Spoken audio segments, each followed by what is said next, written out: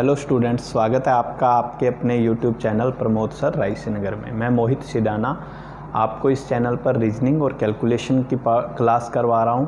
तो हमने कैलकुलेशन में 6 पार्ट कर लिए थे, आज 7 क्लास पर बात करेंगे। चलिए 7 क्लास लेते हैं।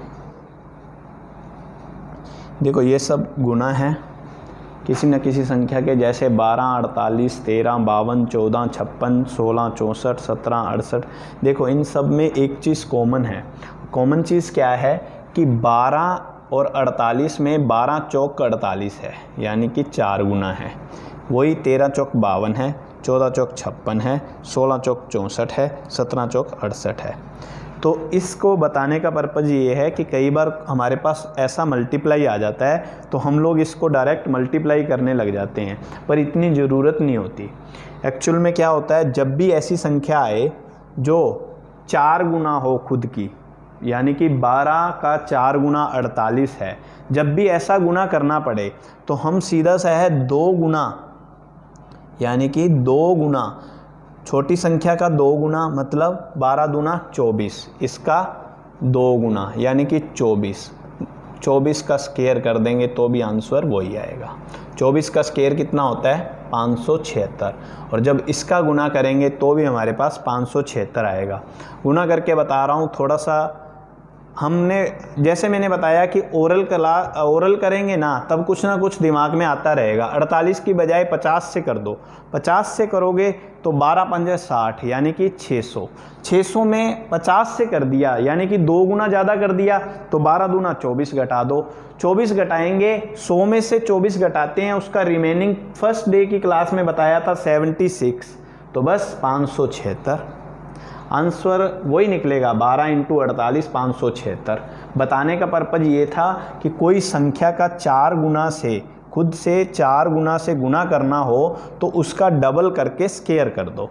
जैसे आया 21 इंटू 84, 4 गुना है तो यहाँ लगा दो 42 का स्क्वायर। 42 का स्क्वायर 1764, 42 का 1764। तो बस सिंपल सी चीज़ थी। अब जैसे आ गया 16 चौक 64, तो 32 का स्क्वायर, 32 का स्क्वायर मतलब 1024। कभी भी ऐसा गुना आ जाए तो बस वहाँ गुना थोड़ा सा ध्यान रखना। इसकी प्रैक्टिस करोगे 2 बार 3 बार 5 बार, अगर मान लो अपने प्रैक्टिस कर ली, 2-4 बार भी प्रैक्टिस कर ली ना, भी एक पेज भर के पूरा देखो 4 गुना, जहाँ तक स्क्वायर याद है वहाँ तक की करो। यानी यहाँ पर अगर देखें 23 चौक 92, तो 23 दूना 46, 46 का स्क्वायर आना है। फिर यहाँ देखें 24 चौक 96, यानी कि 24 दूना 48 का स्क्वायर आना है। कुछ भी नहीं है, बिल्कुल सिंपल है। 19 चौक 76 है तो 38 का स्क्वायर। ये चीज़ें माइंड में आपके सेट हो जाएंगी कब, जब आप प्रैक्टिस करोगे। तो बढ़िया चीज़ है, इसलिए मैंने थोड़ा सा आपको बताया। चलिए नेक्स्ट स्लाइड पर चलते हैं। नेक्स्ट हमारे पास आ गया 44 इंटू 24, 56 इंटू 36, 53 इंटू 73, 57 इंटू 77। देखो ऐसी कुछ गुना आती हैं तो हमें पता नहीं चलता, और हम सब कुछ छोड़ के पेन पेपर पे लग जाते हैं कि हाँ मल्टीप्लाई करें। नहीं, थोड़ी सी डिजिट को भी देखना चाहिए कि आखिर क्या हो रहा है, क्या चल रहा है। जैसे देखिए यहाँ पर 44 और 24 है, हमें अगर गौर से देखें तो यहाँ कितने का डिफरेंस है, यहाँ 20 का डिफरेंस है, 20 का डिफरेंस है। यहाँ भी देखें तो 20 का डिफरेंस, ये मैंने 20 के डिफरेंस पे लिया है। 30, 40, 50, 60 कितना का भी डिफरेंस हो, आप वही फॉर्मूला अपनाएंगे जो हमने क्या किया था, सम अंतर होने पर लिया था। कैसे, 24 और 44 में 20 का डिफरेंस है, डिफरेंस का हाफ यानी कि 10 ऐड किया, 24 में कितना आया 34 का स्क्वायर किया और 10 का स्क्वायर इसमें से घटा दिया। बस सिंपल। जैसे आपने डिफरेंस देखा, यहाँ कितने का डिफरेंस है, 55 और 35 में डिफरेंस 20 का है ना, तो 45 के स्क्वायर में से 10 का स्क्वायर 100 घटा दो। 45 का स्क्वायर -100, 20 का डिफरेंस होने पर 10 आया था, 10 का स्क्वायर हमने कर दिया। ये चीज़ें आपको मैंने पिछली क्लास में करवा दी थी, सिर्फ आपको पहचान बनाने के लिए कि हाँ क्वेश्चन को हम पहचानेंगे कैसे। 20 का डिफरेंस है, 2 का, 10 का, किसी का भी आ जाए, बस एक बार देखना जरूर। यहाँ क्या हो जाएगा, 62 की स्क्वायर, इनकी संख्या बीच की 62 है, 62 का स्क्वायर में से 100 घटा देंगे बस। यहाँ क्या होगा, 67 का स्क्वायर, 67 के स्क्वायर में से 100 घटा देंगे। बहुत इजी है, ये आप पर डिपेंड करता है कि आपने प्रैक्टिस पिछले कितने की हुई है। यहाँ पर 63 के स्क्वायर में से 100 घटा देंगे। सिंपल है, बिल्कुल सिंपल है। इसके लिए बस आपको स्क्वायर याद होने चाहिए, जितनी भी स्क्वायर हैं। 53, 73, वही 63 के स्क्वायर में से 100 घटा देंगे। जब भी 20 का डिफरेंस आया है, मान लो यहाँ 40 का डिफरेंस आया होता, मान लो 40 का डिफरेंस आया होता, तब हम क्या करते, बीच की संख्या जो भी उनके निकल कर आती, यानी कि 40 का डिफरेंस होने पर 20 होता, 20 जोड़ देते छोटी संख्या में और घटाते क्या, 400। इसी प्रकार मान लो 60 आ जाता, फिर 900 घटाते 30 जोड़कर। बस ये चीज़ आप प्रैक्टिस पर 20, 40, 60 ये गैप लेकर आप करके देखिएगा। जितनी प्रैक्टिस करोगे उतनी ही ईजी होती जाएगी कैलकुलेशन। यहाँ आप समझ गए होंगे कि 20 का डिफरेंस है, तो 20 के डिफरेंस में डिफरेंस को हाफ करते हैं हमेशा। कितना आया, 10, 10 छोटी संख्या में जोड़ दिया यानी कि 34, 34 के स्क्वायर में से 100 घटा दिया। चलिए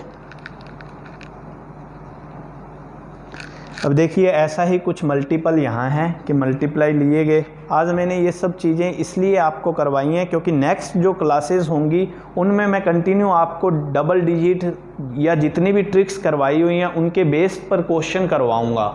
और आगे जितना भी 1 टॉपिक 2 टॉपिक डेली वो भी हुआ करेंगे, उसी के साथ साथ इनकी प्रैक्टिस आपकी करवाया करूंगा ताकि आप ये चीज़ें भूल ना जाओ। और नई चीज़ें जितनी भी होंगी वो मैं आपको कंटिन्यू बताता रहूँगा। अब जैसे हमारे पास गुना आ गया 37 × 66 या 73 × 33। यहाँ देखो गुना है, कोई भी ट्रिक लग सकती है। जैसे यहाँ 33 और 73 में कितने का डिफरेंस था, 40 का। 40 का डिफरेंस होने पर हमने क्या किया, हाफ, कितना हो गया, 20। 20 ऐड कर दिया किसमें, 33 में, तो कितना हो गया, 53। बस सिंपल सा है, 53 के स्क्वायर में से 20 का स्क्वायर घटा दो, तब भी आंसर आ जाएगा। पर हमने यहाँ, मैंने दूसरा मेथड लिया है इसलिए आपको बता रहा हूँ कि यहाँ देखो ये जो डिजिट लिए हैं मैंने 11 की मल्टीप्लाई एक साथ लिया हुआ है। 66, 33, 77, 88, 55, यहाँ भी 88, 66, 33, 55, 44। इसको बताने का मकसद मेरा यही था कि आप एक तो 11 की, आपको 11 का गुना सिखाया है ना, तो वो सिर्फ 11 का गुना नहीं है, वो 11 के टेबल में जितनी भी संख्याएं आती हैं उन सब का गुना है। कैसे, यहाँ था 66 × 37, तो मैं इसको अगर तोड़ूं तो क्या निकलता है, 11 × 6, ये निकलता है ना 11 × 6। तो 37 का गुना 6 से करके फिर हम 11 से गुना कर सकते हैं, या 37 का गुना 11 से करके फिर 6 का गुना कर सकते हैं। यहाँ आया था हमारे पास 37 × 66, तो हमने 11 का गुना हमें इजी लगता है तो हमने यहाँ इसको तोड़ लिया 11 × 6। 6 का गुना 37 से करना हो तो हम कैसे करते हैं, 6 का गुना 37 से 180, 6 × 18, 180, 180 में 42 जोड़ने हैं तो 222। यहाँ 222 आ गया 6 का गुना 37 से करने पर। 11 का गुना हमें इजी है, हमें पता है कैसे, 2 का 2, फिर 2 और 2 4, फिर 2 और 2 4 और फिर 2 का 2। देखो सब चीज़ें आपके सामने हैं। 11 का गुना सिखाया था, वो 11 का गुना सिर्फ 11 में ना लगकर 11 के टेबल में जितनी भी संख्याएं आएंगी उनके लिए इम्प्लीमेंट होगा। मान लो आपके पास आ गया 88 × 63, ठीक है। फिर आप इसको भी तोड़ लो, क्या 8 × 11, आपको दिखाई देना चाहिए कि 88 में 11 का टेबल आता है, तो 8 का गुना हमें 63 से करना भी आता है। 8 × 6 = 48, 480, 480 में 8 दिए 24 जोड़ दिया, जैसे ही 20 जोड़ा तो 500, फिर 4 जोड़ा तो 504। अब 504 का 11 से गुना कर दो, कितना आया, 55, 44। बस सिंपल हो गया ना, 5 सेकंड में। तो ये कब होगा, जब आप इस चीज़ की प्रैक्टिस करोगे।